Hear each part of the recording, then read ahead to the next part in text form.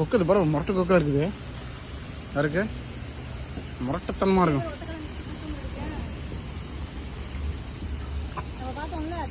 ஏதாவது சோத்துக்கு தான் நிற்கிறாள்.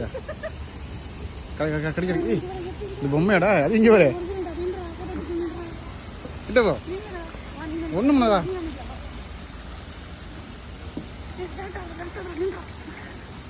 நல்லா இருக்கும். நின்றுங்க.